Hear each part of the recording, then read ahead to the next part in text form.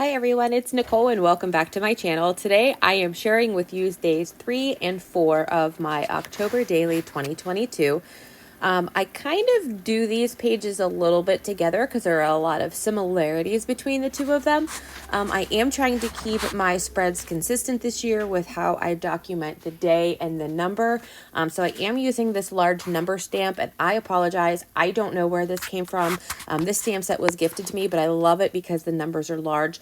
But it is a fairly basic set. There are a lot of stamps on the market similar to it, so I'm sure there's something out there comparable with different manufacturers. But the Alpha stamp is the Parker Alpha. It is the full and the outline stamps, and those are from Ellie Studio.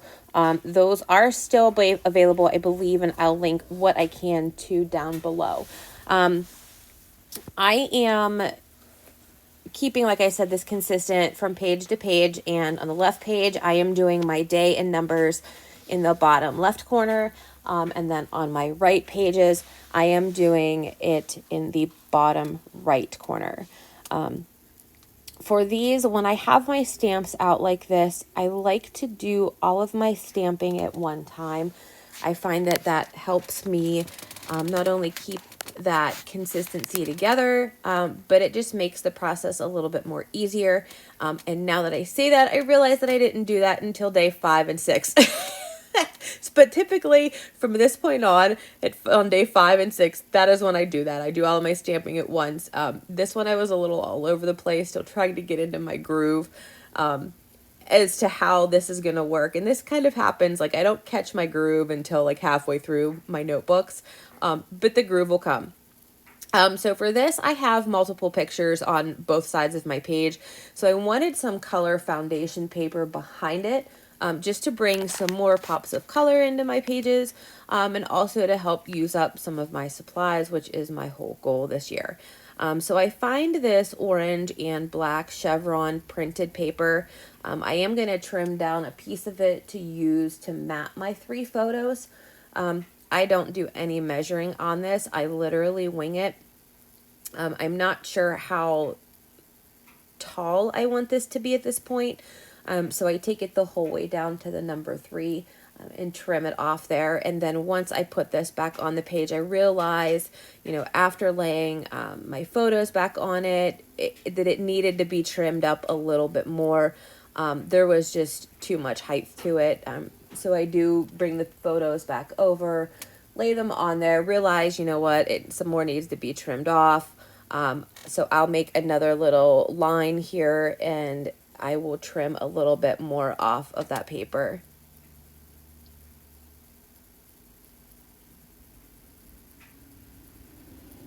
Once I get that trim back down, I will go ahead and adhere this down to my page, and then I will also take and adhere my 3 photos down onto this as well. I'm using my larger photo on the left just because I love how this leaf fits right at the bottom. That leaf is from Colorcast Designs.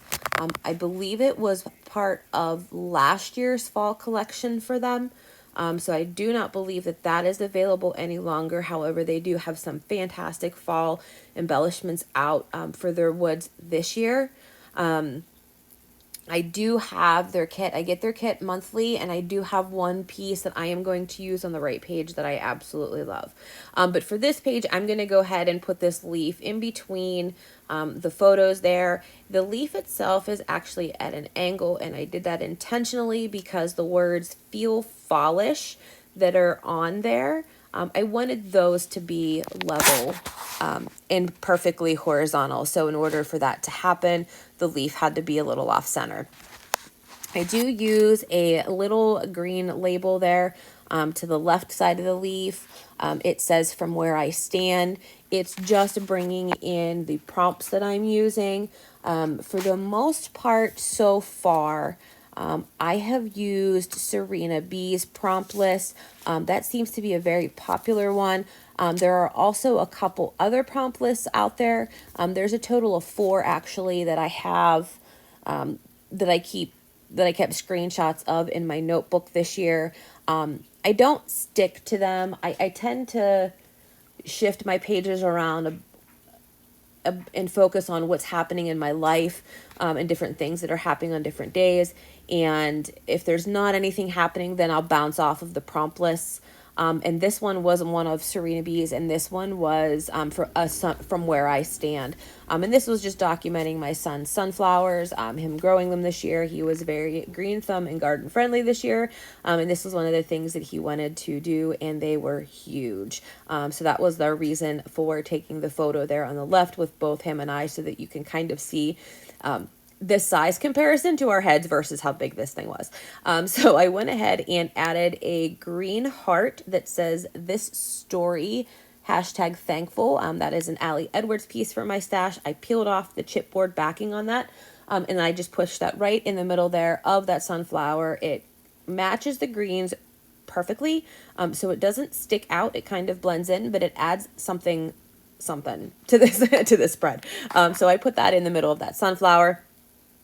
And that helps bring all of the greens together. At the bottom of my page, I type up my journaling ahead of time.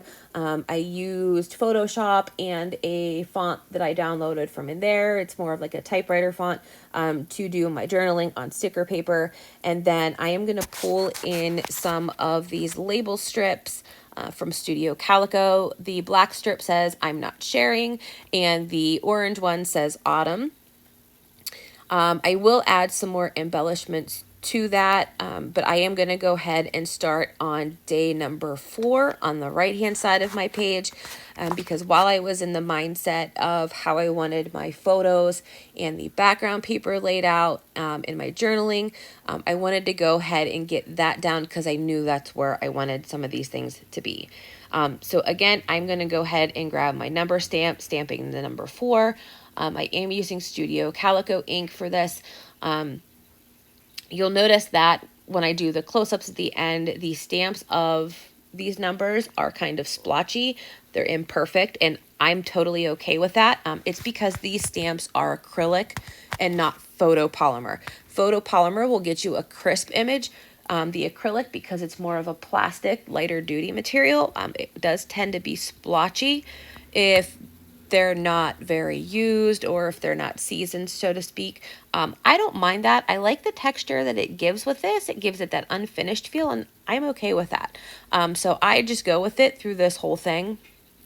And I do use a Catherine Pooler orange ink to stamp out the day. At the very end, you will see in the close-ups, I do go back and do an outline around both of these word days, and I'll do the black outline of the Parker Alpha stamp around it, and I'll try to offset it a little bit so that it stands out a little bit. So I'm going to grab another sheet of paper from this collection and cut it down to the same size as the orange piece on the left.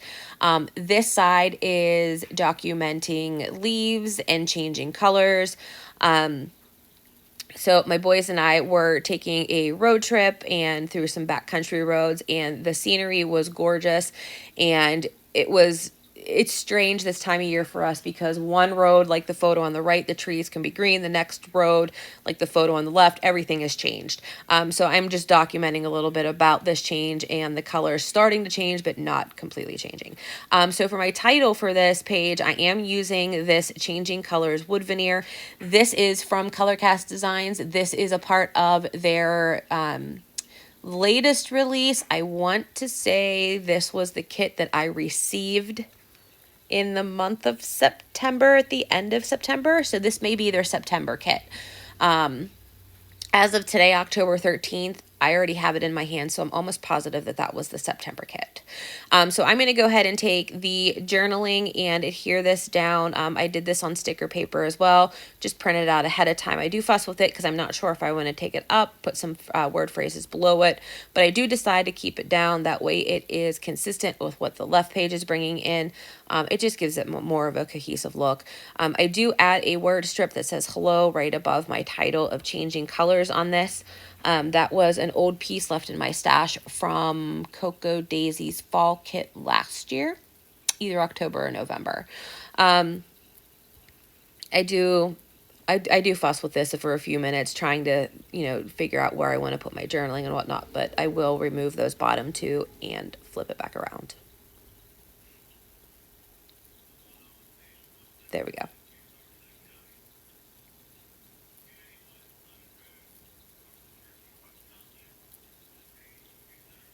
So I finally make up my mind. I'm going to go ahead and stick down my journaling that is on my sticker paper.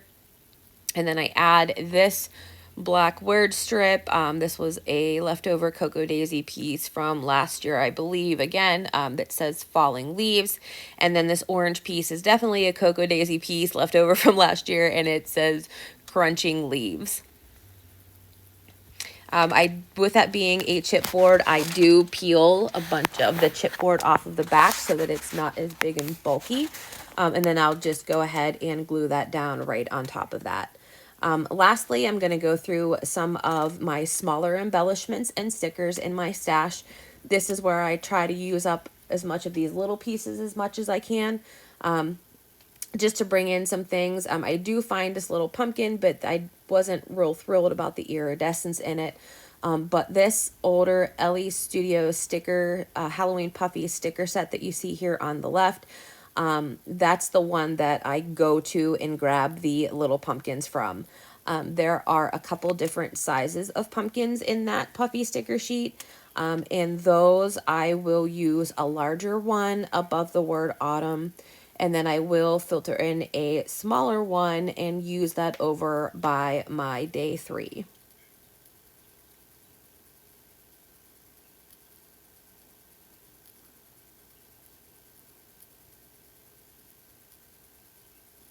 When I use a lot of my embellishments in my stash, I tend to trim off the top there like you just saw.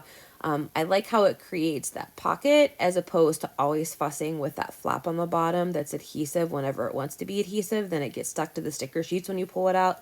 I always fumble with that, so I always tend to trim the top of it off with my scissors and then just use it as a pocket. So after I do the pumpkins there on the left-hand side, I do find a word strip that says a spooktacular time, and I'll go ahead and put that above those two photos on the right, just because it documents a time from my sons and I and what we were doing that day. And lastly, I have this sticker sheet that has some glitter stickers on it, and I love this witch's hat. I thought it looked so cute. I accidentally dropped it on top of that number 4, but I like how it looked. So I'm going to go ahead and go with it and just leave that hat there on that number 4. And that is going to finish this day 3 and day 4 spread up. Thank you everyone so much for stopping by today. I hope you have been inspired. I encourage you, if you are not a subscriber, to go ahead and hit that subscribe button, and please hit that thumbs up because that really helps out my channel. I will link to everything that I can find below in the description box. And until next time, have a wonderful day and a great week. Bye.